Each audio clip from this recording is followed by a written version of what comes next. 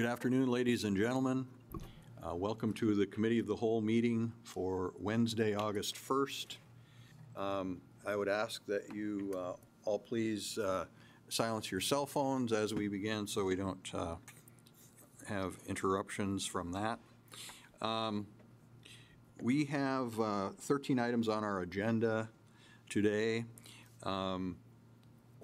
I have been asked, and item number 2 was withdrawn, so that goes away. But I have been asked to pull everything except item 1 and item 10 for individual discussion. So is there anybody in the audience or on the council who would like item 1 or 10 pulled? If not, I would be ready for a motion to pass those 2 items on consent. So moved. How about moved by Olson, seconded by Pottergula? Sure. Any discussion? Seeing none, call the roll. Olson? Yes. Pittner? Yes. Padrigula? Yes. Straight? Yes. Wolski? Yes. Sitma? Yes. Janser? Yes. That brings us to item number 3, Gooseneck implement the plat agreement. Is there a motion? Move approval. Moved by Olson, Second. seconded by Straight. Discussion. Alderman Wolski. President Janser, thank you. I'm going to read from our agenda here, the second paragraph.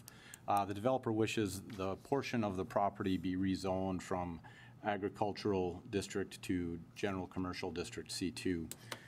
The subject property is located on the south side of County Highway 14A and 54th Avenue Southwest. I pulled this because approving this developers agreement is not something I have a problem with, but I'm curious about the process here that may see us look at a zoning request or a zone change request in the future, and I'm just doing sort of a process look in here because it feels like there may be the cart a bit in front of the horse, in the sense that we're inviting these developers and this work to take place before the ultimate consideration of another zone change. And I bring it up because as I look at this part of town and that request, that might be a zone change that I have a hard time approving. And so as these processes work forward, I don't want to be under the pressure to approve something in the future because I've allowed it to advance to a certain point where I feel bad losing the work and the dollars that have been invested in getting it to that particular point. So I think there's maybe some undue pressure that we're putting on ourselves to approve things in the future just based on the way this is laid out. So I wanted to address that concern here. There's another element later in the agenda that has a similar concern.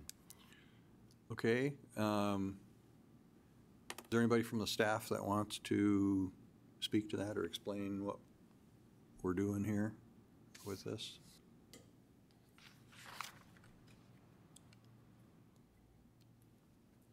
City engineer. Mr. President, Alderman Wolski, I didn't quite follow what you were looking for there.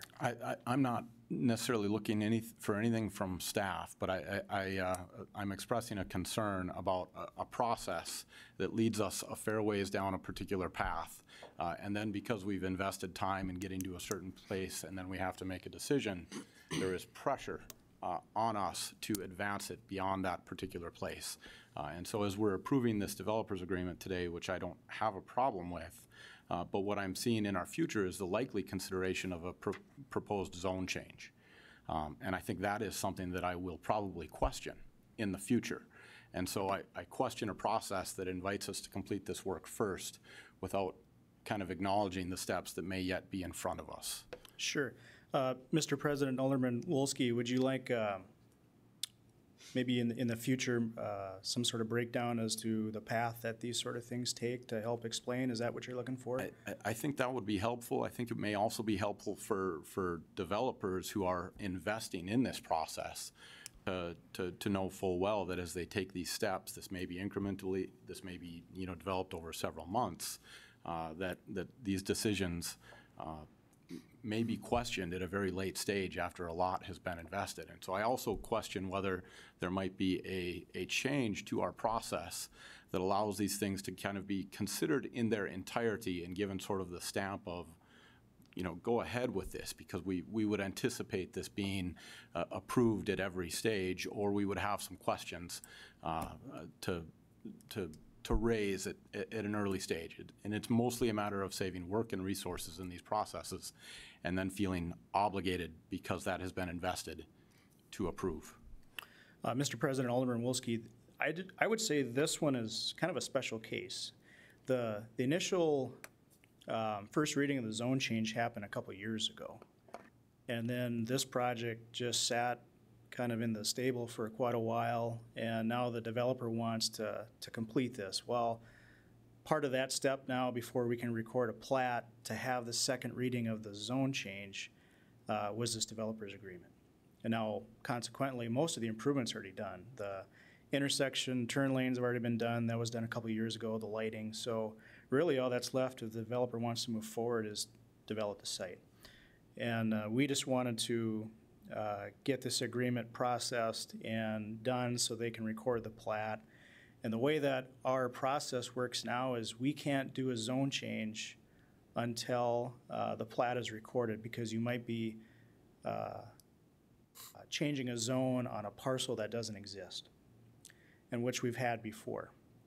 And so that's why we have this stepwise process. Now, we explain this to everybody that wants to come in and do a subdivision, a zone change, that certain things take one reading, certain things take two readings by the council. Alderman Wolski, did you have a follow-up? I did not. Oh, okay, I'm sorry. Mayor Sitma. Thank you, President. Just clarification on here, Lance. Within the description, it mentions 54th Avenue Southwest, and then lower within the notes, it shows a diagram showing 66th Avenue Southwest. Help me out a little bit there. Mr. President, Mayor Sitman, that's a mistake. It is 60th Okay. Avenue. Okay, thank you. I just wanted reference because it would make sense on 66th, but Right. up on 54th, there's not exactly the room. That's right. Thank you. Any further questions for the city engineer? Thank you, Lance. You're welcome. Any further discussion on the item? Seeing none, we'll vote. Call the roll, please. Olson? Yes. Pittner? Yes. Padragula? Yes. Straight? Yes. Wolski? Yes. Sitma? Yes. Janser? Yes. Motion carried. That brings us to item 4, the Carnegie Center structural repairs bid. President Janser, I would move that we advance this to Monday night without recommendation. Okay, is there a second? Second. Second by Olson. Discussion. Alderman Wolski. Shared the same thoughts on this yesterday, seeing as we're still short a bid. I think it's prudent to see numbers before we make a recommendation. Understood. Further discussion? Alderman Straight. I think President Janser, I'm going to be willing to bet that the bid is going to come in relatively close to $550,000, just for the record. So, What are you betting? no, I'm just saying for the purposes of, I'm not betting anything. I'm Okay.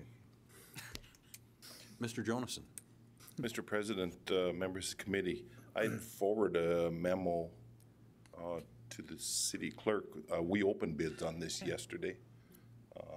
yeah. So It should be I had, updated on the website. Is it not?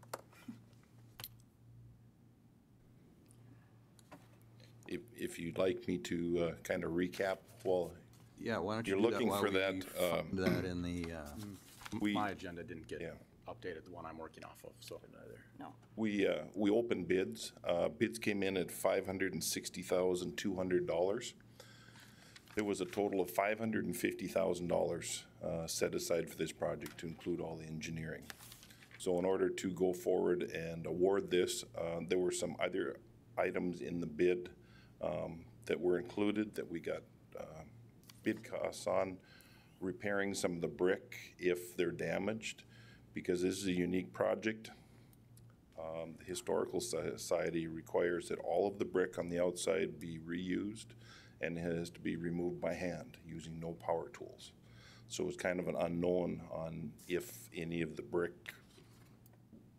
would break or not be able to be reused. So there's an item, a bid item, a line item that was included in there for that as an alternate for the two different types of brick, and then also for cutting the stone fascia on exactly how much has to be removed. So in this memo that I submitted, I recommended award to Craft Builders. They were the only bidder on this project. And the remaining funds, there's about $84,000 additional funds that may be needed. $44,000 of that is a contingency item for unforeseen items that may come up because it's an old building and there's a lot of unknowns on this. So my recommendation was to approve the bid to Craft Builders in the amount of $560,200 and authorize an additional $84,000 be set aside for the project from sales tax capital projects. Okay, so in light of the additional information we've just been provided, do you want to withdraw your motion, Alderman Wolski, since we do have a recommendation which we can deal with? I'd be willing to withdraw my motion. Okay, Second agrees. okay. Yes. Who's the second on that? Olson. Alderman Olson, you good with this? Okay, okay. So is there an alternate motion to deal with this item? Move approval. Olson's moving approval. I'll second. I'm sorry, I'll second. second by Pittner. Okay, any further discussion or any further questions for the Public Works Director on this item? Alderman Straight. Thank you, Chairman Janser. I think I have a question for our Finance Director. Mr. Lakefield, we moved this through the Community Facilities Fund to initially fund this, correct, Dan? Have we exhausted the funds within community facilities, Dan? Maybe this is a question for you and Dave. Mr. President, Alderman Straight, essentially, all of the funds in the community facilities were allocated, and that money was repurposed for flood control for the 2008 budget season. Now, there could be some funds available in there if other projects come in under budget or some of the projects fail to raise the matching funds requirements. But for this purposes, the budget amendment that we attached uses sales tax infrastructure reserves. So some money that we had that wasn't previously allocated that would be available for projects such as this. That's what I thought. Thank you. Okay, any further questions, discussion? Okay, thank you, Dan. Seeing no further discussion, I presume we're ready to vote. Call the roll. Olson. Yes. Pittner. Yes. Padragula. Yes. Straight. Yes. Wolski. Yes. Sitma. Yes. Janser. Yes. Motion carried. Item number 5, use of city-owned property by neighbor, 1612 3rd Avenue Southeast. Is there a motion? So moved. Moved by Wolski, Second. second by Olson. Discussion. Alderman Wolski. President Janser, thanks. This seems like a relatively straightforward agreement, and I'm sure when it is finally crafted, the terms of which will protect our interests accordingly. But I just wanted to note that we don't have the agreement in front of us. I think as we recommend agreements, it'd be helpful to at least have a rough template or something like that.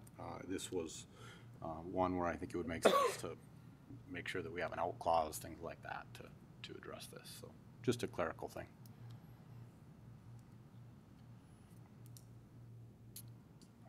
Okay, anything further? President Janser.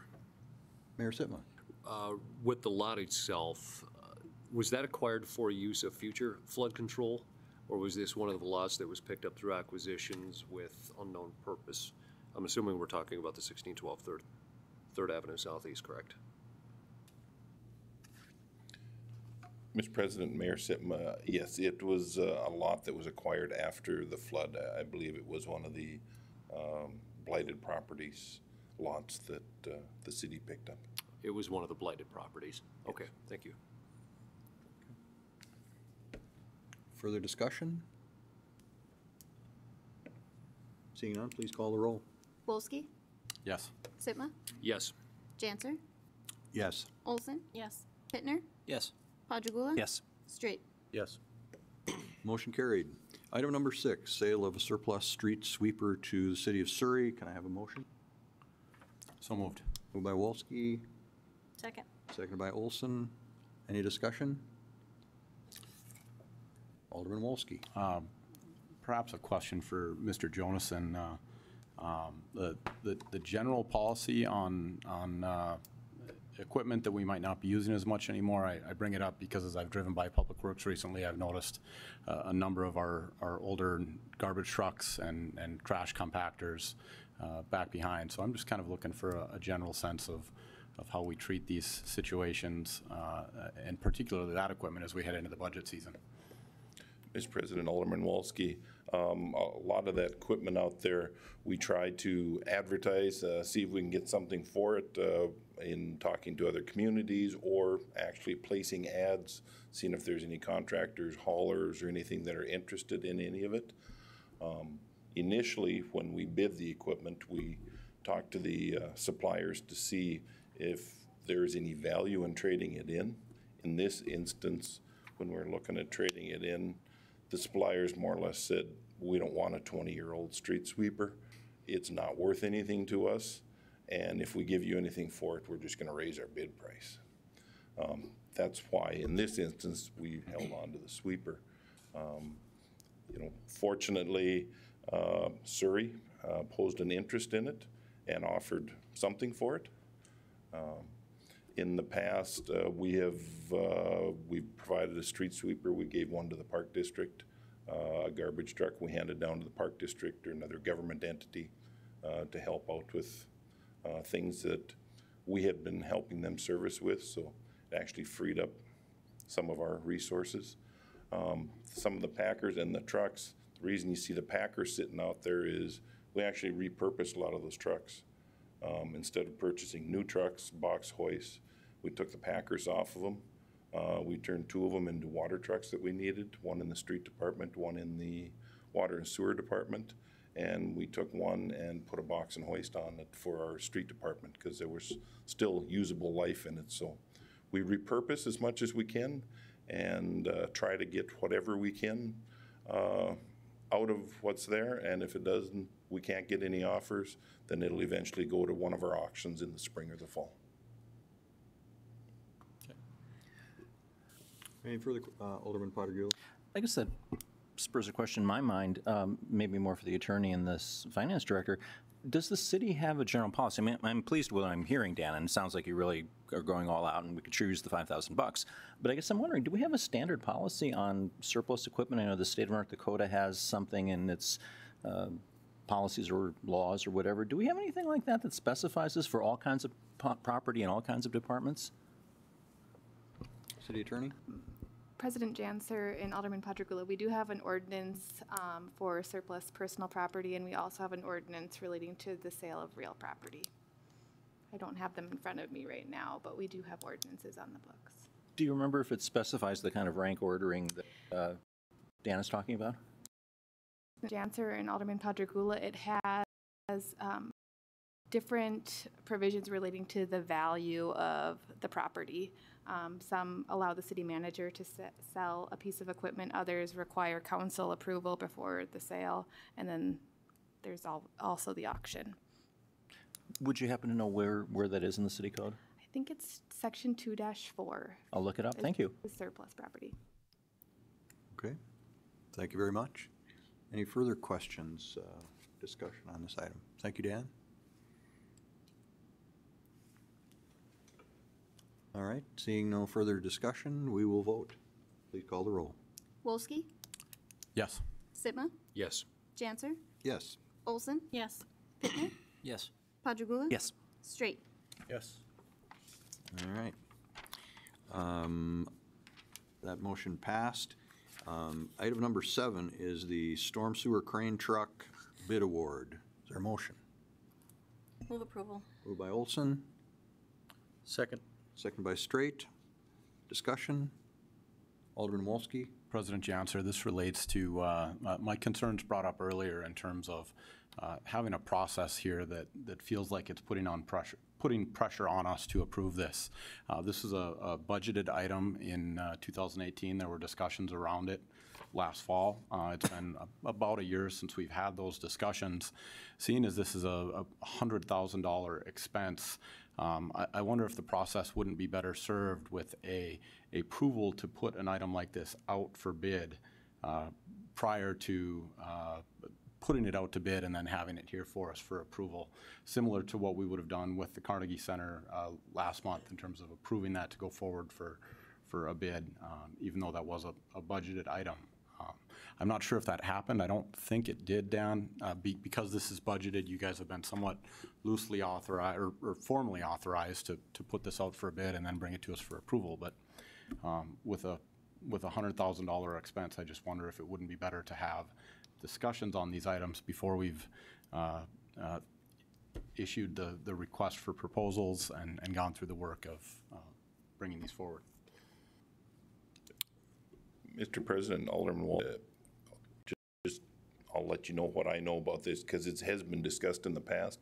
In fact, the previous city manager, when he was here, we brought it up as to what we need to bring to the council, prior to putting out for bids, since it goes through the budget process and gets improved in the budget. And what we were told then was, if it's a capital item in our budget, it's been approved through the budget process, so we didn't need to bring it forward. But if it's a project, a larger project, an infrastructure type project, we always bring that forward for the council for a recommendation to go out for bid.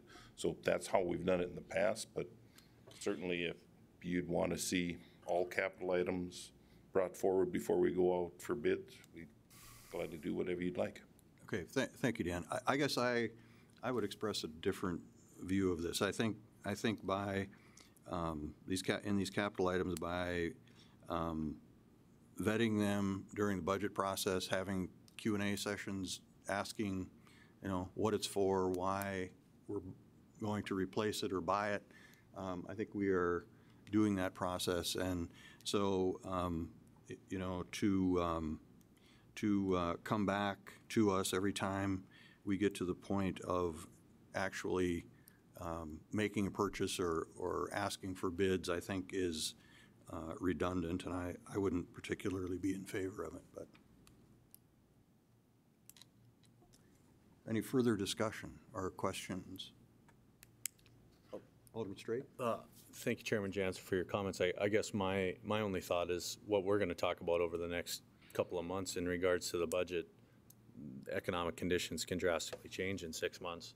And so although I understand your point of view, I guess I'm also cautioned by the reality of the factors on the ground. And I'm not in this particular instance with this item, but I think that the public wants us to be mindful every time we authorize and approve the purchase of anything. And so I think it's a valid discussion piece, and I just have a differing of opinion, I guess, with you on this one. Any further discussion? Yes. Alderman Potagil? I have mixed feelings. I certainly agree with you, Mr. Chairman, that there is some vetting and inquiry at the time we approve the budget, but there's so many things there. I don't want to make it harder for staff. I mean, if we authorize them to do something, they should have some discretion, and that should be kind of their marching orders. On the other hand, if we approve the budget in September, we may be spending money in December over a year later, and things may have dramatically changed. We've seen that already. When I was on when we were on the Community Development Committee, we approved projects, gave away $1 million here, $1 million there, and then 3 months later, the roof falls in financially. So I see both sides of it. $100,000 is a lot of money. I'm not quite sure, which way to go on this. Again, I think city staff need to have some latitude within these parameters, but if we're talking about major expenditures like $100,000, I can see maybe doing that. Would it slow down the bidding process? Would it interfere with administration and management if they had to come back and jump through that hoop again? Or, you know, is there some other way around that? Finance Director, do you want to weigh in?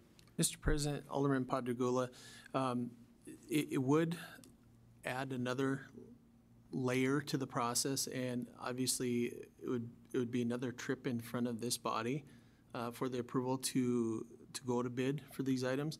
Ultimately, this body and the council have the final authority to approve, accept the bids, or reject all of the bids. So even though this has already been out to bid and this is the price, they still have the ability to reject all bids. Obviously. And you know, as we go along in our management of the city, when things change drastically, oftentimes we're given direction to make changes. So that would be some things that we would address behind the scenes as well. That if we felt that this was no longer a piece of critical equipment that was needed, and something had changed since the budget, that we would evaluate that before going to bid for the item. Following up on that, I really appreciate your comment. I guess one of the things, unfortunately, that troubles me, Dave, is the behind-the-scenes part. I mean, I guess a lot of things are automatic, and we trust city staff and administration to do that. But the one part of what you said, to be very honest with you, and I know you well enough, and I trust you well enough, and I respect your skills well enough to say this, I'm a little troubled by the behind-the-scenes aspect of it. And I guess I'm not sure who and how we throttle back. You know, I don't feel at this point that, you know, we should squelch this, and I don't know that we should put another hoop through it. But I think collectively, you know, the council, you know, needs to be on that throttle, and we need to, and I think we have been much more so than before, particularly since you came and since the new city manager came. But, you know, if we're going to be, you know, playing with that throttle, I think it really should be more public, and I think, you know. And Tom, I think, has been doing this, and you have too, given us the notion of, wait a second here, the revenues aren't quite what we're expecting or whatever. And some of that, again, I think is a normal ministerial function. I'm just not totally comfortable with that. You know, well, anyway, I just wanted to put my confusion out there. Okay, so Mayor Sipma. Thank you. I just want to weigh on this briefly. I think what we're looking at here is just essentially teeter-tottering on the idea of micromanagement. We do approve the budget process, and we certainly now are developing a long-term budgeting process throughout this next 5 years. Understandably, the city staff is going to be taking a look at this throughout the years and the different budget expenditures as things change, and if substantially they do. They're going to bring them to this body's attention. I'm not inclined to get into the micromanagement areas and the areas that do need to have it looked at. I have no doubt that they will be brought before the president and the council and the full governing body. At this point, I have enough faith within the city staff to understand that this is a prudent piece, and if it wasn't, it wouldn't be brought before us, and we still, at the end of the day, have the final say on whether it moves forward. Okay, thank you. Just to respond to the mayor's reassurance, I feel much more reassured about that. And I guess the reassurance is what I was looking for. You know, I've seen changes in that we're being updated more regularly, I think more thoroughly and more candidly than in the past. And part of the problem with voting yay or nay on something like this is we don't know where it fits in the broader scheme of things. And that's where your point is well taken, that the city manager and the city staff need to have some discretion. You know, maybe we move one piece of equipment up and we move another piece down. And that's something that, you know, I would leave to their discretion, you know, as long as we have an overall sense. I don't think we need to be, you know, putting a street sweeper versus a pickup. I think that's the micromanagement part. I'm not sure. I don't think I want to be in either. But what I'm asking for, and I guess I'm getting from you, sir, is this notion of, you know, the whole council and the public, you know, being informed when we're, you know, really playing significantly with that throttle. So I will support this at this point with that reassurance and just having said that and put it out on the table. Alderman Wolski. President Janser, thank you, and I appreciate everybody's comments here. I think there's an element of the budgeting process, too, that sometimes gets overlooked, which is that we budget anticipated revenues, and sometimes those revenues may not come in to the degree which we expect them, and I know the staff would make those adjustments and offer those things before us. But as a part of a process that I think I've witnessed us observed, very small-scale RFQs for amounts considerably less than this before they go out to bid. I think the auditorium floor architectural services is one within the recent past where I think the number was much smaller before we approved that. So maybe there's a dollar threshold that's worth discussing in the future in terms of these particular things. I'm going to support this today. I think based on the discussion we had last fall, this is replacing like a 1960s truck or something like that, Dan. I'm trying to bring back memory from a long time ago, but an additional question for you. I know there was a second crane truck that was also included in the budget. Is that something you will anticipate bringing forward at some point? President Chancellor, Alderman Wolski, this truck actually was I guess, what we called the second truck last year. Okay. This is the one in the storm sewer department that we added with all the additional storm pump stations and stuff that we're going to be taking on with the flood protection work and all of the other stuff around storm sewer for maintenance on that. The truck that's replacing the 1960-some model truck, actually, we had to put additional money in the budget this year to get it, because when we went out to get quotes looking on what it was going to cost, it was much more than we budgeted for. So we have that back in the budget this year to add additional funds. So that'll be in 2019. That's correct. That's okay. Yes. Okay. Any further questions for Public Works Director? Okay, thank you, Dan. Any further discussion on the item? Seeing none, we'll vote. Call the roll, please. Olson, Yes. Pittner, Yes. Padragula, Yes. Straight, Yes. Wolski, Yes. Sitma, Yes. Janser. Yes. Motion carried. Item number 8, a specialty restaurant beer and wine license for the Putt District. Is there a motion? So moved. Moved by Wolski, Second. second by Olson. Discussion. President Janser, I have a couple questions on this one and the next agenda item, both related to our alcohol liquor licensing. Maybe the chief or Ms. Metalka can address them. But with regards to we're on the Putt District here. This is a specialty restaurant beer and wine. This is an establishment that does serve food. Have we confirmed that? I guess I'm ashamed to admit that I have not yet been into the place, but it doesn't strike me as a restaurant, so. President Janser and Alderman Wolski, they initially, when they opened, did not have the capacity for a restaurant in order to get the license, but now they have opened up the basement where they're going to have a restaurant, I think ice cream, and they said they would be able to meet the food sales. Okay, thank you very much. Any further discussion?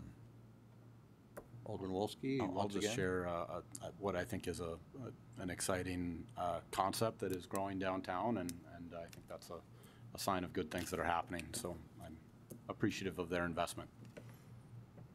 Further discussion? Call the roll. Wolski, Yes. Sitma, Yes. Janser, Yes. Olson, Yes. Pittner, Yep. Padragula, Yes. Straight. Yes. Motion carried. Item number 9, retail beer and wine license for Artistic Ambiance, DBA The Flower Box. Is there a motion? So moved. Moved by Second. President Janser. Alderman Wolski. Once again, kind of a clarification, I think, for the public as much as anything, but because on a number of occasions I've been asked if there's a way to do wine in a gift basket or something like that, and I think this is a situation where that may be what we're seeing. Ms. Metalka? Yes, so President Janser, Alderman Wolski, Artistic Ambiance plans on doing gift baskets, which we do have a couple permits already. For example, Cookies for You, they do gift baskets, so they have a separate area where they store the alcohol. Artistic Ambiance also wants to do classes, So when they have like a succulent making class, they can serve wine. And they do have an area that's going to be 21 and over only. And that's the issue that becomes a concern is when you think about licensing an entire premise like a merchant's or a retail shop, then it kicks in the 21 and over restriction that are not allowed to be in there. So we've got some folks in town who are providing some creative services by in some cases dividing their interior property in a useful way. So. Any further discussion? Call the roll. Wolski, Yes. Sitma, Yes. Janser, Yes. Olson, Yes. Pittner, Yes. Padragula, Yes. Straight. Yes. Motion carried. That takes us to item number 11, which is an ordinance amendment to clear up a reference, I believe. Is there a motion? Move approval. Moved by Olson, Second. second by Sitma. Any discussion? Alderman Janser, Alderman Olson. a question for the city attorney. A lot of work was put into these ordinances a few years ago. This doesn't kind of lessen the teeth, and it is just renumbering it. Is that correct? President Janser and Alderman Olson, yes, it's just renumbering. The zoning code used to, the adult entertainment center ordinance in the zoning code used to be under section 15-5. It was moved to 15-7.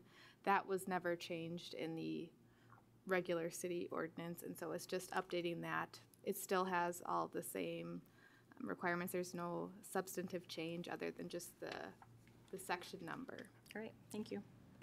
Any further discussion? Seeing none, call the roll. Olson, Yes. Pittner, Yes. Padragula, Yes. Straight, Yes. Wolski, Yes. Sitma, Yes. Janser. Yes. Motion carried. That brings us to item number 12, which is the dangerous dog ordinance. Is there a motion? Alderman Wolski. President Janser, I'll take a stab at one here. I would move that we amend and reenact the attached ordinance revision to 7-27 with a couple stipulations. That on Monday night at first reading, in our packet, there be included kind of the current ordinance and language, so we can see a comparison of what we're changing, and that then this not be brought before us again for second reading until our September, October committee and council meetings for second reading. Okay, is there a second to that?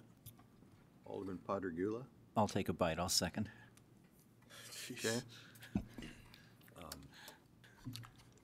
Discussion. Alderman Straight. Thank you, Chairman Janser. Can I ask Alderman Wolski for the rationale to hold the second reading until after the budget? That would be exactly it. I feel like for the next couple months, we're going to be very busy with budget work. Based on what we saw last winter, this is a topic that elicits no small amount of public input and in some cases long meetings. Just felt like it would be more prudent to deal with it after the fact. Okay. Further discussion? Alderman Padragula. Would this preclude any further discussion about some of the things now, so we have more direction or guidance for the next session, or is this going to completely table it for a month? I think our recommendation would go to a formal first reading by council. That would be required on Monday night, is my understanding, to actually advance to the second reading in October. So there'd still be another opportunity in the next couple days, and then again a couple months after that. So would we have the opportunity to discuss it in detail now? Well, I guess, okay, so, so given that the recommendation is that we advance it, I think that it's appropriate that we do have some discussion of the content and what we're actually talking about. And so, and I know there are some people here who may want to speak about it, but I guess I would perhaps call on the chief to come forward and talk to us a little bit about what the recommended ordinance is, and, you know, how it may compare with what we currently have. And I believe that we're all aware that this was sort of based on a Fargo ordinance, and so kind of how, you know, ours maybe differs from that as well. So, I mean, Chief, could you kind of walk us through a little bit of the process and what we've got in front of us and how we ended up here? Members of the council. So first of all, I'll say what this ordinance recommendation doesn't do, and it doesn't lift the ban on pit bulls. So it changes some things in our current ordinance, and it incorporates some of the elements of the Fargo ordinance to give options to the municipal judge when the judge has cases in front of her on how to proceed on animal calls. Basically a checklist of options that the judge could choose from on responding to violations of the dog and cat ordinances. So just to go through it a little bit, our previous ordinance, it listed behaviors, and then if the animal engaged in that behavior, it was declared a nuisance. And then a section that is being recommended to be repealed, which is 7-28, basically said if you have a nuisance and you don't abate the nuisance, then you're in violation of our ordinance with the 1-8 penalty, which is the general misdemeanor, B misdemeanor penalty for any of the violations. So this took out the language that would declare an animal a nuisance and just listed basically if for instance, in section 7-25A, it says a person who owns or keeps an animal within the city is in violation of this section if the animal, and then it lists the behaviors. So instead of declaring the animal a nuisance and then addressing the nuisance part in another section, it basically is all contained within that section what, you know, an owner of an animal would be in violation of if their animal did that. And then section -30 is really where all the Fargo ordinance is included, and that are options, sentencing options for the judge for that behavior. So that's kind of the gist of the changes. And I'd be happy to detail that in a memo or have the city attorney detail it better in a memo for Monday's council meeting if that's a desire. I'd stand for any questions, I guess. Chief, I have one, maybe a question. So, or maybe this is for the city attorney, I'm not sure, but so in this list of potential actions that the judge could take, I guess somebody suggested to me that perhaps those are steps in order to be taken, or is this simply a list of options from which the judge can choose with no particular order? For instance, if in an instance the judge determined that the dog should be euthanized, then that's the ruling. If in another instance there are remedial steps that they would want to take, then that's up to the court. I mean, understand my question? Yep, President Janser. So this list is just what you said secondly there, that it's a list of options that the judge can choose from. It's not in any increasing order of severity necessarily. Okay. And so the judge could implement any number of these that the judge, you know, felt was appropriate for the circumstances of that case. Discretion of the court. Okay. Okay. Thank you. Any further, Alderman Patergula? Yeah, just a question. Did I misread it? But I thought in the accompanying memo it said the police department opposed this change? No. President Janser. And so I had a large part in drafting this ordinance, trying to meld the Fargo ordinance with our existing ordinance. Okay, thanks. And the one thing, I think this, it cleans up our existing ordinance a little bit in making it easier to have the animal control warden directly cite somebody into court without having to give them a warning. Our previous ordinance, there's language in there when it's declared a nuisance, if the person abates the nuisance, they've complied with the ordinance. Well, they never get cited into court then. So this would get them in front of the judge, you know, if they were cited. Certainly the animal control warden is still going to have discretion whether or not to cite them. But if they are issued a citation, it's going to get them in front of the judge right away. So the last comment I have on this, President Janser, is I believe that, at least I'm not aware of any bad dog or cat behaviors that aren't covered in this ordinance. So if anyone knows of a behavior that isn't covered, please let us know and we can get it included. But I think pretty much any kind of behavior a dog, including the so-called leash law, we still have the animals at large portion. Now, the only thing that, other than a straight out leash law, is it does say if the animal is under effective oral command of the owner, then a leash isn't required. So that's been in our existing ordinance and that's not being changed here. But we do have a leash law. So the only thing this doesn't do is it doesn't lift the pit bull ban. And if council wishes that done, then we need to go in a different direction. Alderman Straight. Thank you, Chairman Janser. Chief, I thank you. I've met with you numerous times to talk about this. I appreciate you and the city attorney putting in the serious time required. And I guess my question is, what did the judge have to say when you met with her?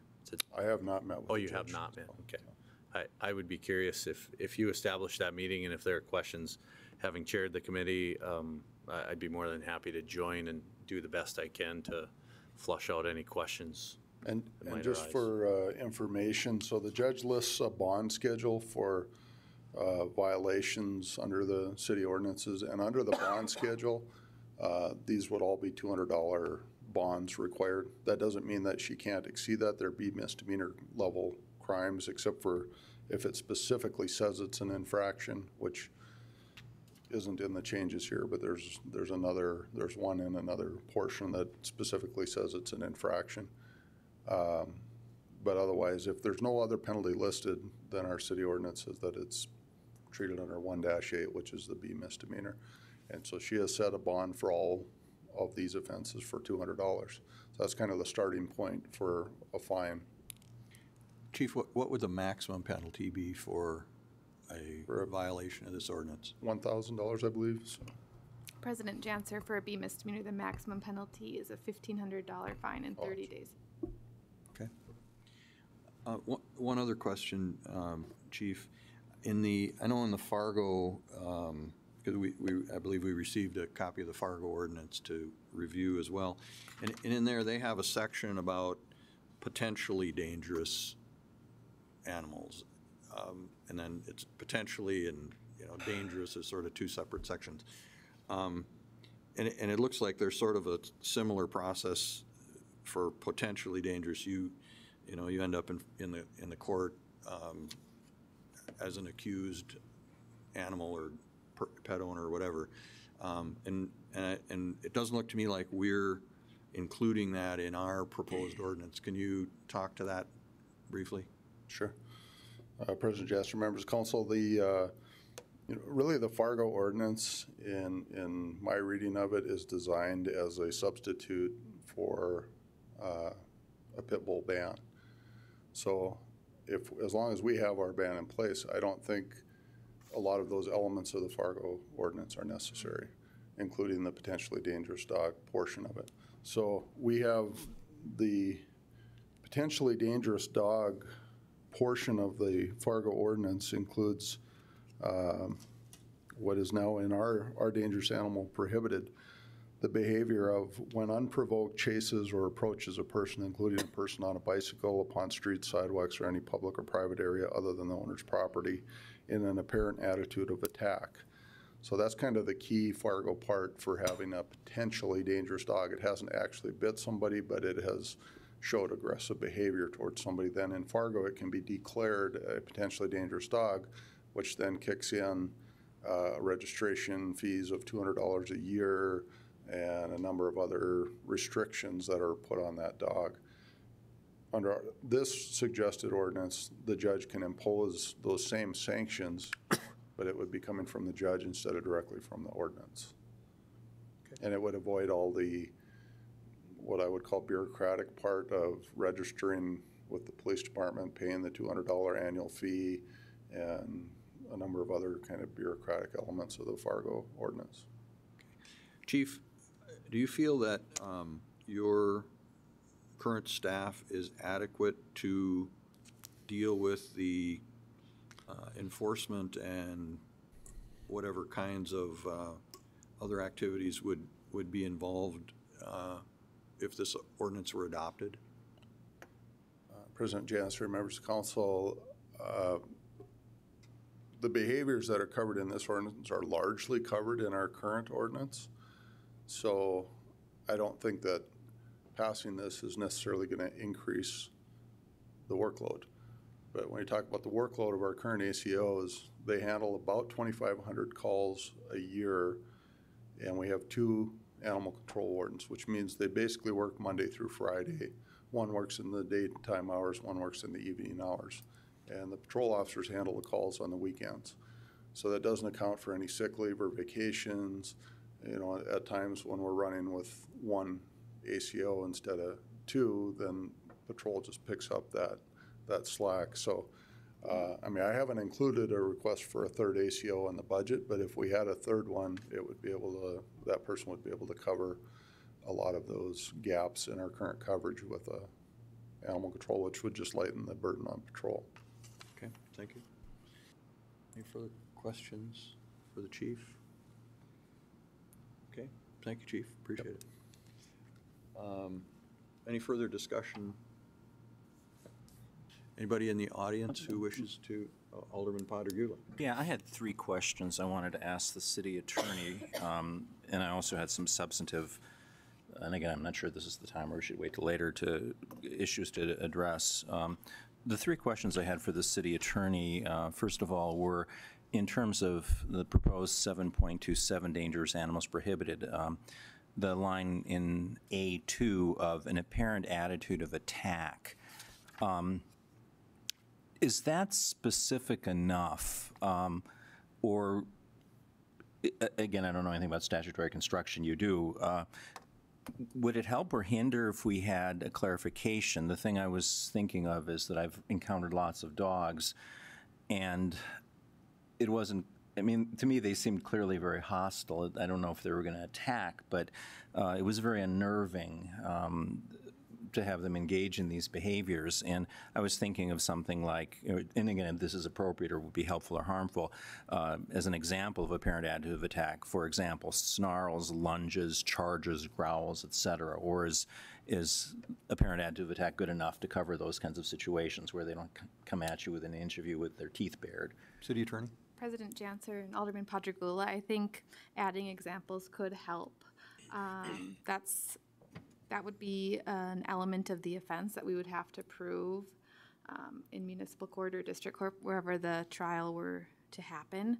So I think examples would be good. That would probably be something that the person who's being attacked would have to testify to. So having examples like that might be helpful to that individual. I think this language is taken directly from the Fargo ordinance, if I recall. So if we embellish it a little bit, it wouldn't hurt? Right. Okay, thank you. The second question I had is, and I've asked this before, I think, when we first came up, and I think I do remember your answer, but I just wanted to be sure about this. Legislative bodies can limit or enhance civil liability, at least states and Congress can, and I don't believe that we can, but I point to the example of Congress passing a law protecting gun manufacturers from lawsuits, or states doing something similar, creating aggravating civil circumstances if some law is violated. Do we have that ability or not? I don't think we do, but I just want to be double sure about that. For example, what I'm talking about specifically is if your dangerous dog, really causes damage to somebody, can we put more of an onus on you, allowing the person to sue for double or treble damages or something like that? I don't think we can, but I want to be sure. City Attorney? President Janser and Alderman Patrickula, I don't think that the city would have the authority to do that. Okay, that's what I thought. Okay, the final technical. Alderman Patrick, one thing that makes me think about, however, is things like where there's a monetary value issue involved. For instance, I think the ordinance calls for $300,000 of insurance, and the thought occurs that if you have a significant and serious dog attack, $300,000 might, a couple of people hurt very badly might not get you there. And so I guess along your line of questioning, I think we should all think about where those numbers maybe should be. And that's exactly what I was thinking. That was exactly my third question. You're our de facto risk management officer. And I'm thinking especially of specifically of the case in Mandan this past week where two individuals were badly mauled. According to the newspaper this morning, one young girl is still in a wheelchair and suffered scores, if not hundreds of bites, needed scores, if not hundreds of stitches. If I remember correctly, had a broken bone and is in a wheelchair. I'm a healthcare provider. $150,000 doesn't get you a whole lot after an accident. And if you have a situation, and we've had these, I think, here, where there have been multiple victims, or could be easily multiple victims, that might be the easiest way to go at it. Because to me, and I guess I want to ask, do you think $300,000 is enough? I know in terms of my professional activities, I'm not a dangerous dog, but I carry a heck of a lot more insurance than that, and just a prudent kind of thing. $300,000 ain't going to get you very far in a personal injury case. President Janser and Alderman Patrickula, I guess I don't have an idea of a specific amount that the council would want to impose on the dog owners. That's a council decision, but I believe this is what Fargo has in their code, and so that's what we based our amount on. If the council wants to go above that amount, we can certainly do that. I wonder if the insurance agent on our group has any knowledge about that, what kind of coverage people typically get. President Janser, I was going to chime in here as soon as some of the discussion Mayor Sitman, please do. Had subsided a little bit. And knowing and having a little bit of understanding on a couple of the larger claims from the area from dating back into the mid-2000s, they didn't hit $1 million, but they were certainly more than $300,000. When I look at a responsible level starting at that $500,000 million. When we talk about liability insurance in the insurance industry, it's the cheapest insurance you can buy. Yeah.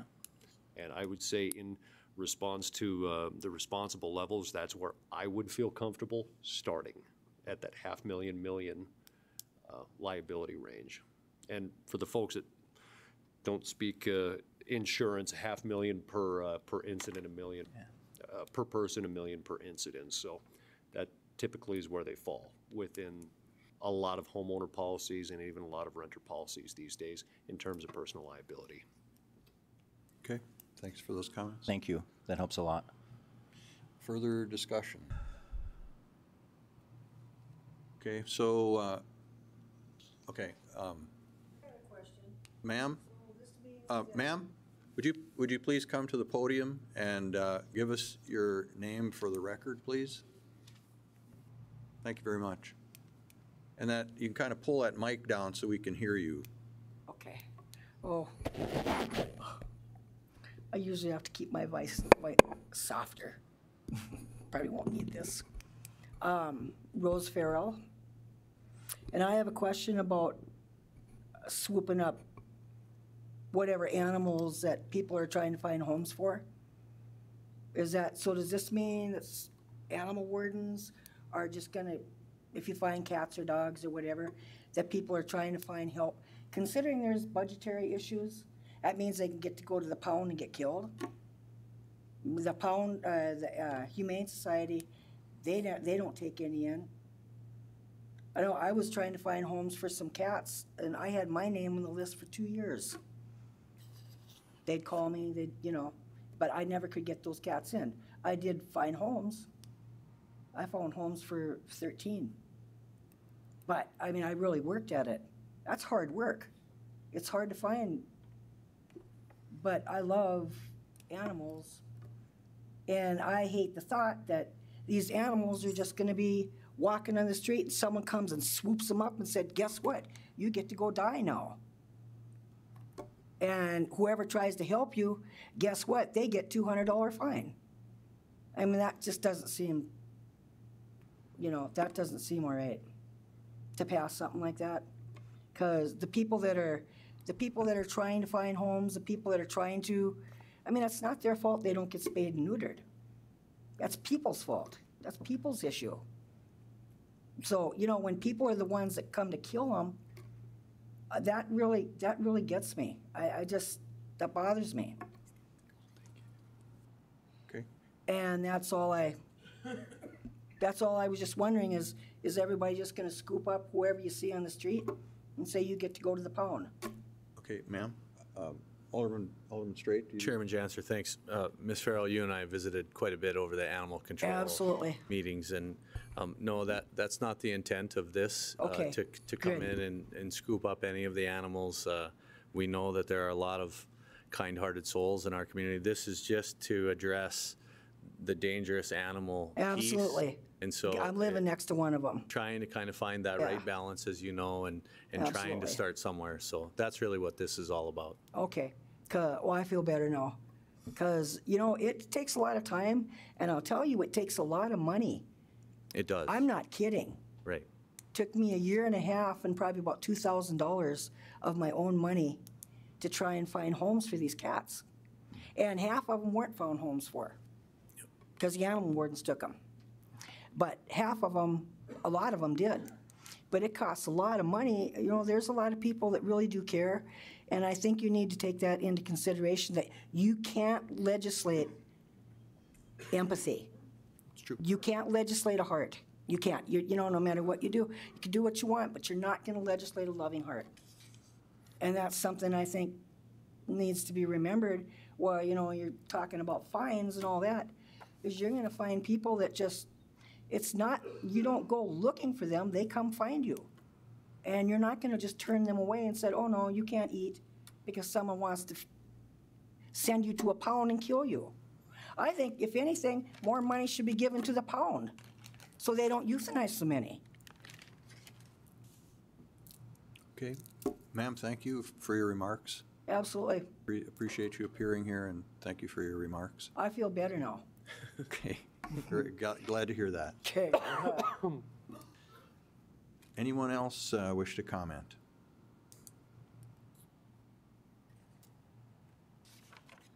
Okay. Seeing no one, and is there any more discussion? Okay, and maybe we could just have a clarification of the motion, since it involves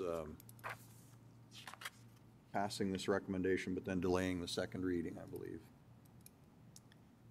So the recommendation is to pass the recommended changes to Chapter 7, Article 2, Dogs and Cats, by amending and reenacting the ordinance, and then also including on the agenda for Monday's City Council meeting an example with the current ordinance and its changes, and then it will be brought back for second reading at the October City Council. Okay, everybody clear on the motion? I Alderman Wolski? would clarify the first part, that I just want to see our existing ordinances. I don't need the changes worked in, because I think we've got a rewrite here that's going to be very difficult so a draft of our current ordinances is all I want to have a look at to compare them. Alderman Padragula. Right. I had 3 points I wanted to mention, since we're opening it up here, that I'd like to see dealt with. One I mentioned previously with the city attorney is this issue of apparent attitude of attack. I'd like that clarified somewhat, and I'm willing to propose language here. If we do it Monday night, doesn't matter to me, but I think that needs to be pointed out. At least I'd like to see it pointed out. The second thing is, I had a concern about an animal acting very aggressively on its own property, and I think that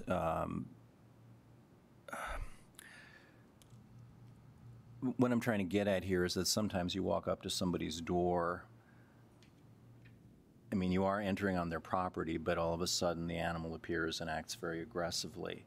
You know, I like the fact that we're being more careful about dogs or other animals aggressing if we're on public property or somebody else's private property, but I'm a little concerned about handling the situation where you come into someone's house to make a delivery or visit them or whatever, and the dog just goes nuts, so to speak. I'm not sure how to handle that, but I just wanted to raise that concern of mine. The third issue I have, and I really like what I'm seeing here, by the way. The third issue that I have is on 7.30, the penalties and enforcement. Under number 9, it talks about undergo obedience training. And I'm concerned that that is not specific enough. I looked at the Fargo ordinance in some detail this afternoon. I had them up on 2 different computer screens comparing ours to Fargo.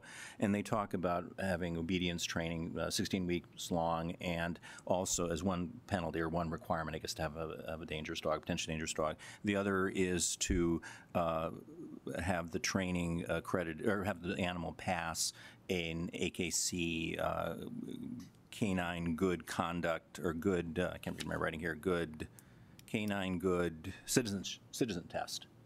My concern about this, if we say obedience class, is that we're going to open up the door to just frivolous, you know, sham training programs. The example of that in the animal field is the thing about assistance dogs, where you send away $10 and you get a certificate and a collar and a thing for your dog. It says it's a certified dog. Doesn't mean anything. It's very different from an ADA type of you know, dog, whatever, I forget the 2 categories now, but I want to make sure if we require dogs to get training that there be some legitimate body that authorizes, whether AKC, SPCA, Humane America, whatever they're called now, Humane Society. I'm really concerned about that. And I've actually, you know, people have tried to get me to be part of the scam. People call me and say, hey, I want to have a dog. Will you sign a certificate saying I need one for my mental health needs?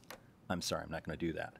So, you know, I just want to make sure if we have training as one of the consequences, that it be recognized and legitimate, and not open any kind of door to sham programs. So those are the 3 concerns I had. Okay. Sir, did you have a comment? Come forward, please. And if you would give us your name and address so we can put you in the minutes. Name is Bobby Roberts, 1217 7th Avenue Northeast. And my comment is actually in regards to one of the complaints you mentioned. When it comes to the aggressive dog, it's usually enforced off the property of its owner. If it doesn't leave the property of its owner, then, and if you look at the way it's actually written, it says other than owner's property. Right. So that does actually specify that the dog has to be off and chasing or going after somebody off the property of its owner. If somebody walks onto your property and the dog is defending the property, it's not a ticketable offense, unless you invited the person on willingly and did not restrain your dog at that point. But if the dog attacks me or bites me, then it falls under our jurisdiction.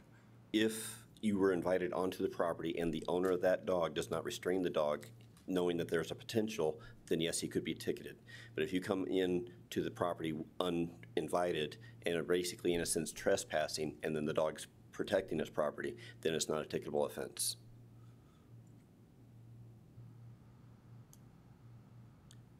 Which is why if you look at the new version of that ordinance at 727 number 2, it says other than the property, the owner of the owner's property. In other words, the private property would have to be like it went onto somebody else's property or it was on public property. It wouldn't be on their own property that they're referring to. Right. I understand that, but the question I have is if I'm not invited, if the person isn't home, if I'm distributing religious literature or other literature, or making a delivery, or putting their newspaper on their door, and their giant dog is, you know, and comes, you know, if it barks, I have no problem. I mean, you're right.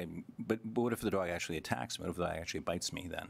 Well, it depends on the circumstances. And when, again, that's usually when they give us that, the leeway for discretion, is a lot of times we'll take into account, was the dog restrained? Was the dog open, visible enough to where that it didn't surprise you when you went onto the property? I mean, if you walk into the property and you see a dog barking at you and you ignore it and went to the door and got bit, is that the owner's fault, or is that yours for ignoring the dog trying to give you a hint not to come onto the property?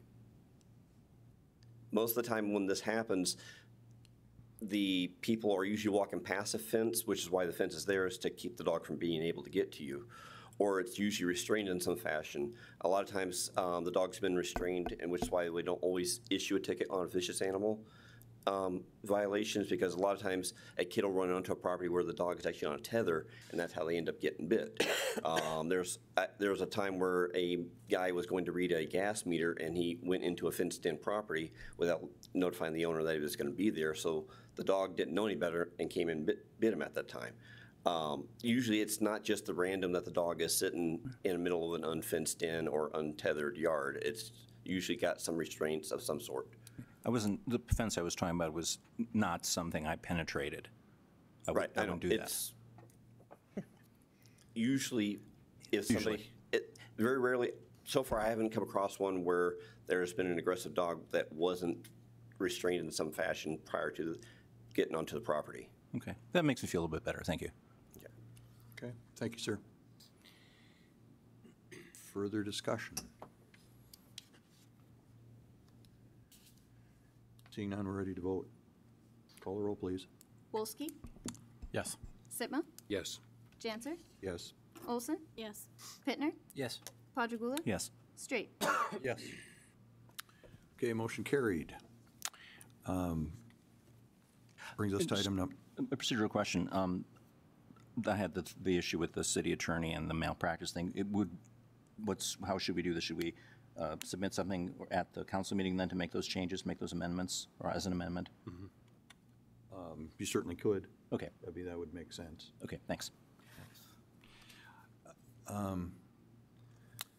We are on item 13, which is modifications to the Phase MI1 Mouse River Flood Protection Plan paths and openings. We have 3 recommended options to choose from, I believe, on this item. And is there a motion?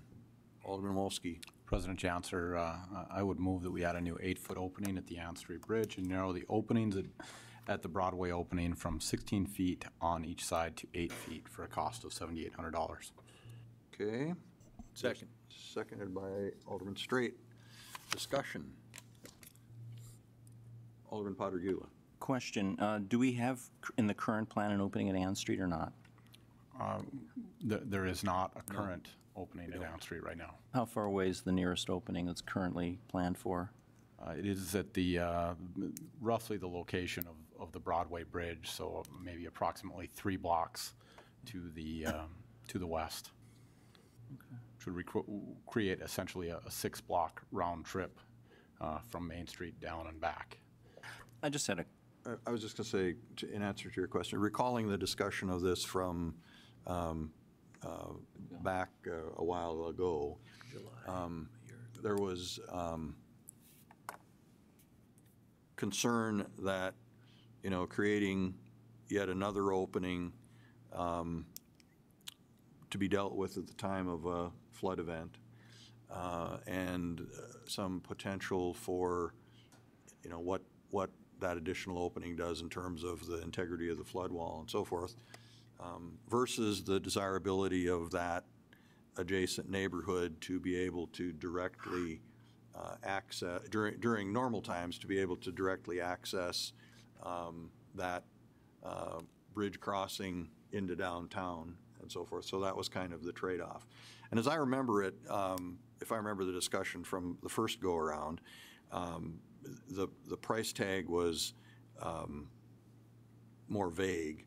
We did not have very exact numbers, but it was, I believe, thought to be more than what we're looking at here, certainly. So that's kind of where we got to. Alderman Padragula. Thank you for refreshing my memory. I don't have an opinion at this point. I'm very eager to hear the discussion, but I just wanted to kind of say where I'm at the start, because things have changed. I certainly want to do what we can to improve access to the neighborhood, and I appreciate in this afternoon's email we got a list of comment cards from citizens back from 2015 when there was a public input hearing, and I certainly want to do what I can to make the riverfront more accessible, more suitable for recreation, and to have pathways there, and I like the Ann Street Bridge. The thing that makes me a little bit leery at this point, to be very honest, and I want to be very public about my change in attitude. I'm not sure I'm going to vote yet.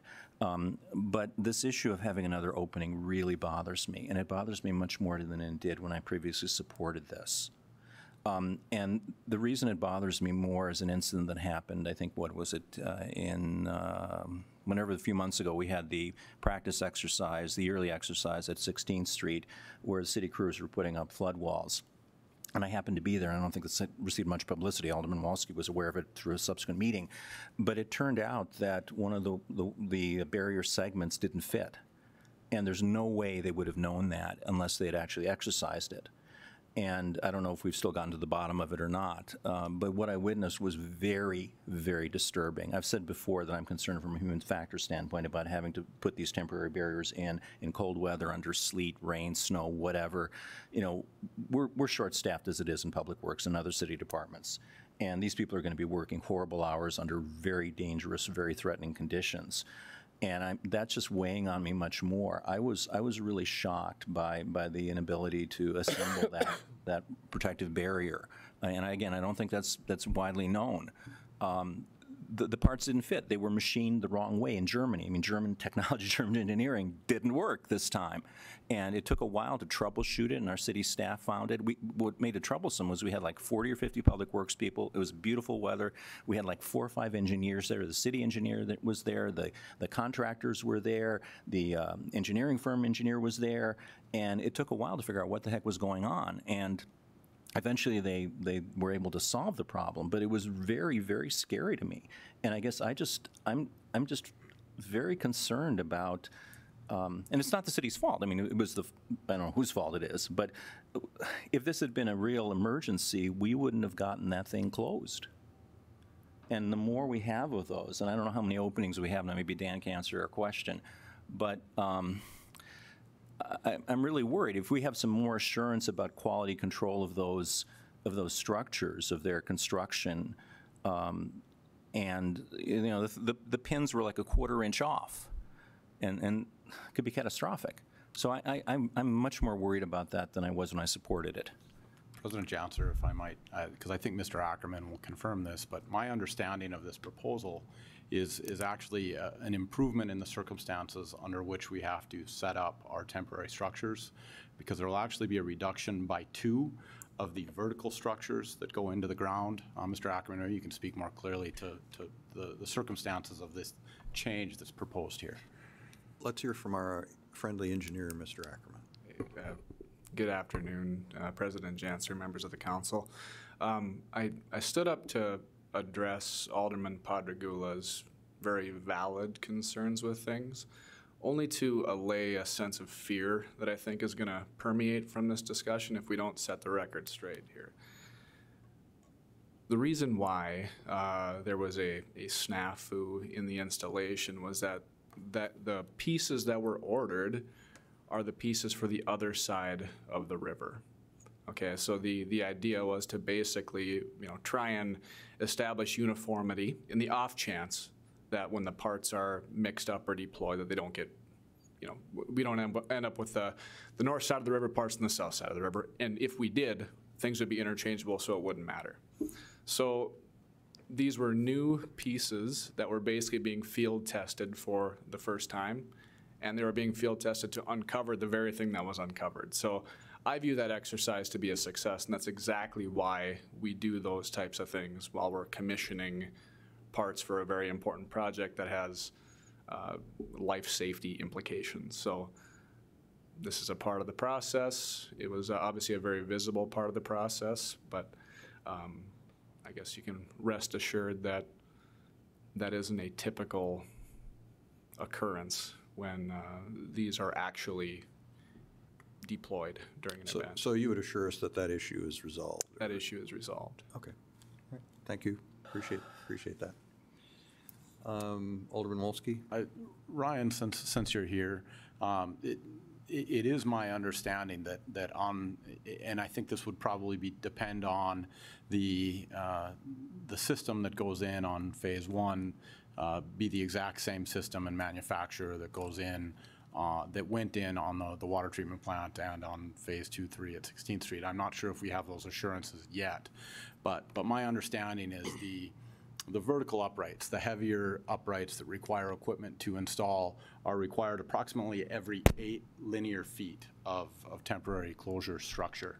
And by reducing the flanking openings at Broadway from 16 feet to 8 feet, we're actually eliminating the need for those, I would say, more labor-intensive and equipment required pieces of the installation. And so,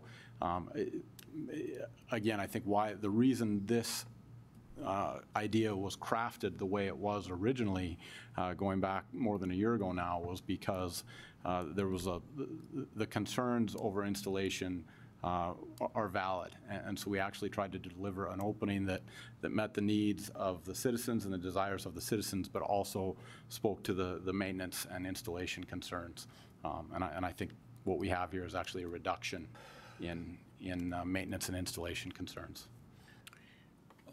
Mr. Ackerman, do you have a pretty high level of confidence in the numbers that we've been given in terms of costs? President Janser, the numbers that were presented within the memoranda are actually numbers under contract right now. So there's a high degree of confidence in what this delta is going to represent. Okay. Thank you very much for that. Yep. Appreciate it. Any further questions for Mr. Ackerman? Alderman Patergula.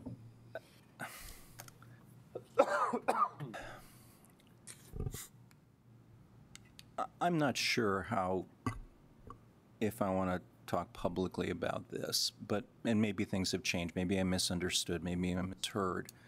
And I accept what you say. I accept your expertise, Mr. Ackerman. But two kind of opposing points of view. You still need equipment. You're right. Mr. Wolski is right. You don't need that center post if you only have 8 feet, but you still need a lift to raise the barriers up. I helped raise the barriers one day. You need a truck lift. You need to get that in there somehow. So you may not need a crane, which they had to put the post in, but you still need something to put the cross beams in. That's the reality. The other thing, and again, maybe I misheard, maybe misspoke, but one of the things I witnessed, which was very troubling to me, and this was not you, Ryan, but one of the engineering type people said, it doesn't make any difference. Those things are interchangeable. And I think I heard from our city staff saying, we intended them to be interchangeable. That's what the contract says, they are interchangeable. And I was struck by that because I thought I heard two diametrically opposed things. Maybe I'm wrong, and maybe they were wrong, but that really troubled me that there was an inconsistency there.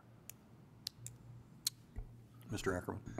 Mr. President, Alderman Patergula, I can't speak to the words that others said on that particular day. I know the intent and the requirement is that the pieces are interchangeable. So the contractor responsible for supplying the system did wrong. Thank you, and we that held helps. him accountable. So he's making the change at his cost, and they are delivering new pieces as soon as they're done. So Thank you. That's the way that the compliance check process, the quality assurance process works on projects like this. Okay. And not to come across negative, I agree that we exercise to see what happens. Yep. But I was troubled. Again, this is supposedly German engineering, and our guys actually I think had it pegged. Our public works guys had it pegged better than the German engineers did. And I guess I just don't want to. I would argue for closer quality assurance by whoever's responsible for that, so we don't have to find it out in an exercise. Because it might be a matter of chance whether we put that piece in or not, and we find out it works or doesn't work. But I feel better now, knowing from you authoritatively and definitively they are meant to be interchangeable. Mr. Jonason, do you have comments? Mr. President, if I could just comment on one thing. Alderman Patergula touched on it a little bit. It's in reference to Alderman Wolski's comment on, although the opening will be narrowed up, it's true, there will be less stop logs to put in and you won't have to put those uprights in. But keep in mind, that equipment's already going to be there to put those uprights in the rest of the opening. So you're going to have some time savings, but you're also going to take a lot of extra time with the new opening because you have to move the equipment down there to put that opening in. Even if it's just the stop logs, that's a 14, 15 foot tall opening. You don't just do that off a step ladder. So you need equipment mobilized there. You have to clean the sill, you have to remove the plates. So to say that there's gonna be time savings isn't correct. There is gonna be more time and there's gonna be more maintenance with the additional opening. I just wanted to clarify that. Okay, thank you. Good to know. Mayor Sitma? President Janser, thank you. Just to weigh in a little bit, absolutely, I would expect there would be some learning curves when the new pieces come in, and that's why we go through the testing, and that's why we go through the practicing on a regular basis to make sure that everything is working correctly. So I guess I'm okay with the process as it is and finding out where those issues need to be addressed so that when the time comes that they're all fitting perfectly and work as they should. I also look at, even if someday the Ann Street Bridge isn't there, it was 40 years since the last time that a temporary dike was raised on that street from 1972 to 2011. And in that meantime, life goes on, and the entire purpose of this project is to have a livable, workable piece. And as I said, if the Ann Street Bridge isn't there, it's still going to be access to that greenway, and it's still going to be access to the corridor that we keep touting as, the work, live, and play within our neighborhoods. And yes, 3 blocks one way and 3 blocks the other way may not sound like a lot, but the convenience factor is going to play a significant factor over the next 40 years. Time is of the essence. The one thing that we do have that is working in our favor is we don't deal with flash floods within the Mouse River. The Des Lacs is our biggest adversary in the spring because that is our uncontrolled flow. But as we saw in 2011, we had from Monday morning until Wednesday at 12:57 and 20 seconds to get those barriers put up and the last piece before the levees were breached. So while I can appreciate Mr. Jonason's concerns and time, and it does represent, but it's one of those cost-benefit ratios. I'm willing to say that extra 8-foot opening with that potential extra time for 40 years, or whether it's 10 years, is still worth it to the folks in the Northeast. Okay, thank you. Alderman Olson. I did have a question for Mr. Johnson. Okay. Go ahead. What was the initial purpose in having the 16-foot opening? Was it to move equipment back and forth, or what was the purpose in that? President Janser, Alderman Olson, the openings that we're talking about narrowing up are kind of the window features on the outside. The original opening would still stay the way it is at 24 feet. It would be the other raised openings on the side that would be narrowed from 16 feet to 8 feet. And, when the architects were looking at it, they felt that's what aesthetically looked best. Like I said, I'm not one to say if it looks better or not. Okay. I'm not very aesthetically. I seem to remember it, in the original discussion, there was some talk of, needing to move equipment through there periodically or something, but, so from a functionality standpoint, Dan, are you saying that the openings that are, the 16-foot opening or whatever is contemplated in the motion that's before us would be adequate to doing what you all need to do with equipment, I guess? Mr. President, if I can draw your attention to the drawing on the very back, the openings that we're looking at narrowing up would be on each side of the main opening. The main opening wouldn't change. That would still stay at 24 feet. So we have adequate room to get equipment in, so that there's no concern there.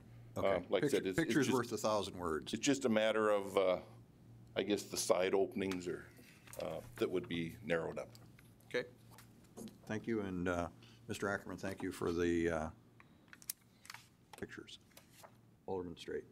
Thank you, Chairman Janser. I guess my comments are, the openings were created for the purpose of having both flood protection and the ability to improve access.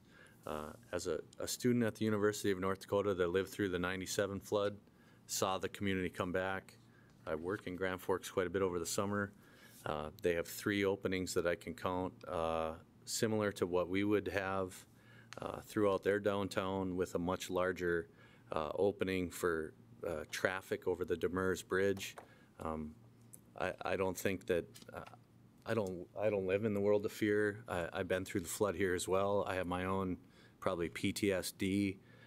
I think of nothing more that would probably improve my state of mind and my health than having an opening to recreate in 98% of the time.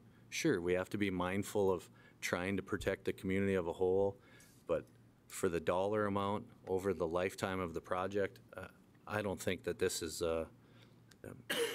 drastic. I don't have the fear. I recognize Director Jonassen's points, but it's being done in a lot of other places, and I think that this adds to our community, our resiliency coming back from this disaster, and showing that we can have a balance with the power of our river, but that we can live and be aware of that and elevate the conversation and accessibility for our whole entire community, especially those folks in Northeast Minot that have clearly, many of them have communicated they like to work downtown, and it would be a burden for them to get to work. And so I think we have to be mindful of all those factors, and that's why I'm going to support this today. Okay. Alderman Olson. One final comment. I haven't been silent in my opposition to this opening, and I will be voting against this. I think times have changed even from last year when we were last discussing this. We put a pedestrian walkway on the Broadway Bridge, so I think that we have accommodated the need to be walking across the tracks in the river. And Mayor Sitma is right that we may not be putting that opening in for the Ann Street Bridge because we don't know the future of the Ann Street Bridge. Right now, that is the purpose in it. I'm not fond of the Ann Street Bridge and its integrity, and so I will be voting against it. Okay, thank you for those comments. Alderman Wolski. President Janser, thank you. I'm going to share a couple comments on that. I've been a proponent of this for a long time, going back to well before my time on council. I included the comments from the November 2015 public input meeting that was held at McKinley School because I thought they were very telling. There was the input that came in was resoundingly in favor of having better access to these bridges. And I think it is the folks in the neighborhood that understand and appreciate how important that access is. It's because they use the bridge and they appreciate the convenience of getting to downtown. I myself, until very recently when it was closed for construction, use the bridge on a regular basis, and I observe at different points of the day elementary school kids who live downtown walking back and forth to McKinley School. I observe high school students at Central Campus walking back and forth on their way to Central Campus. And I think it's worth noting that, you know, one of the considerations that the school board has brought up is maybe the need to convert Central Campus into a junior high school or a middle high school, which would, I think, only accentuate the need because those students would not be available to drive in some cases. So I think the need for the pedestrian opening there remains. I think of that, you know, as we make that argument about the 3 blocks not being that far. It's 3 blocks down, it's 3 blocks back. If we were to measure that in time, it's probably 6 or 7 minutes minimum. And if we were to ask people who are commuting by car to go out of their way in Minot by 7 minutes, I think we would have a whole pile of them here talking to us about how inconvenient and how unacceptable that type of a detour would be. And as we take on the work that includes the economic development, where we're hearing repeatedly about the need of placemaking, the need to be pedestrian friendly, the need to be bike friendly, because that is what the generations coming up underneath us want to see.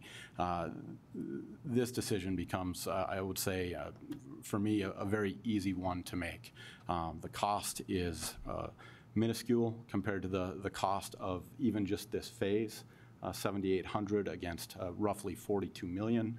And it's an accommodation that meets the needs and the requests of the residents.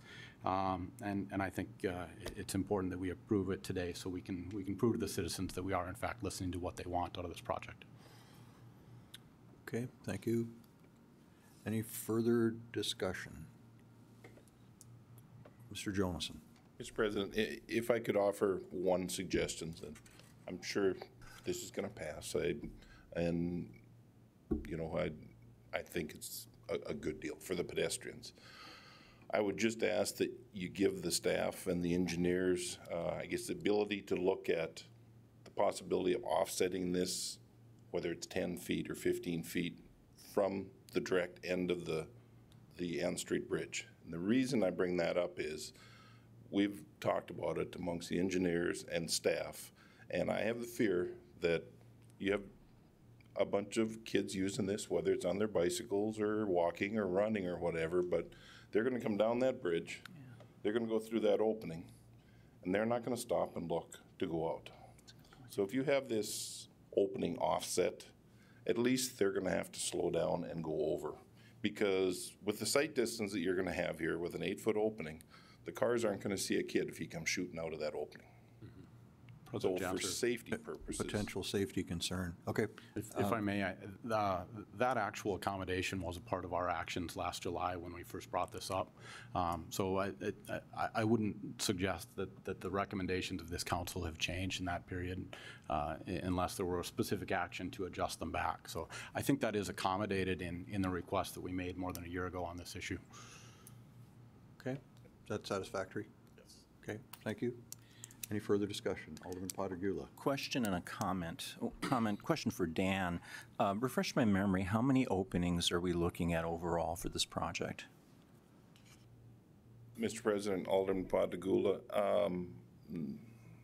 not counting this opening, the one that we added at the 3rd Street Bridge now, there's an additional opening that's going to be there now. There's about 22, 23 openings for closure structures when it's all said and done. Okay, okay. The comment, I guess, would be that I'm persuaded by what I'm hearing to continue supporting this. This is a very close call for me, and I just want to explain this because it is a life safety issue. I'm very reassured by what Mayor Sipma says, and I think his perspective is a good one. The insurance agent speaking, I guess, is that, you know, if we have to close this up once every 40 years, it's not so bad. In terms of what Alderman Walski said, I agree. The commuting thing is an issue, particularly if the school changes, the character of the school changes to a junior high. And it's an excellent, beautiful example of, you know, if we asked people who drove their cars to spend 7 minutes longer, they would be up in arms. We need to extend the same courtesy to pedestrians and bicyclists. And I think the safety issue has been accommodated. So I think hearing the discussion today persuades me. The only two things I would say, and I can't make my vote conditional on these two things, is that I think, speaking to the council, when we have safety critical projects and personnel coming to us, I really would ask us to be perhaps more open and supportive. If Mr. Jonason says, I need a few more staff, you know, may not use them all the time, always, but, you know, if we have a flood, I need that, or whatever, the police chiefs or the fire chiefs, certainly. I guess I would like to see the council be more receptive. I know we have money problems, but I think even if it doesn't happen very often, if there is a staffing need or an equipment need in the life safety area, I would ask us just to be a little bit more open. The other thing I would ask is that in terms of the engineering, that we have an ironclad assurance that we have every one of those pieces of equipment inspected so we don't have to try it out in the field. I was very disturbed by what I saw. And I accept your assurance, Mr. Ackerman, and I just want to make sure, I want to be very public and on the record, and my expectation is that every vital, every life safety related piece of equipment with the stop logs, with the barriers, with the posts is inspected to make sure it meets spec, that we don't have to try it out. I'm not trusting German engineering anymore, I'm sorry. Any for Finance Director? Mr. President, I just wanted some clarification because this would be an amenity that would not be eligible for State Water Commission matching funds. The city would be responsible for 100% of the additional cost. And I guess I would just like some thoughts on the intention, where that funding would come from, if we would use flood control sales tax funds or some other funding source to pay for that. Alderman Wolski? President Janser, thank you. Dave, I believe in the 2018 budget, we've committed approximately 90% of 1 penny sales tax to flood protection. I know we have a contractual obligation with the SRJB to provide a half of, or 50% of that 1 penny to them in flood protection. And I think as we move forward, we probably need to figure out how to deliver more dollars on a standing regular basis to flood protection. That's a much bigger budget question. But I'm comfortable out of that additional 40% that we're funding flood protection with this year, allocating dollars from that to this project. Sharing my thoughts. Alderman Straight. Thank you, Chairman Janser. I would make a motion or ask the first to include or amend his original motion, and I will agree as the second. I would include that as a part of my original motion. Okay. Second agrees. Second agrees, okay, so that we know where the money is going to come from, clarified for staff. Okay, any further comments? Seeing none, we're ready to vote. Call the roll, please. Wolski? Yes. Sitma? Yes. Janser? Yes. Olson? No. Pittner? Yes. Padragula? Yes. Straight? Yes. That motion is carried. That concludes our agenda, and with that, we're adjourned.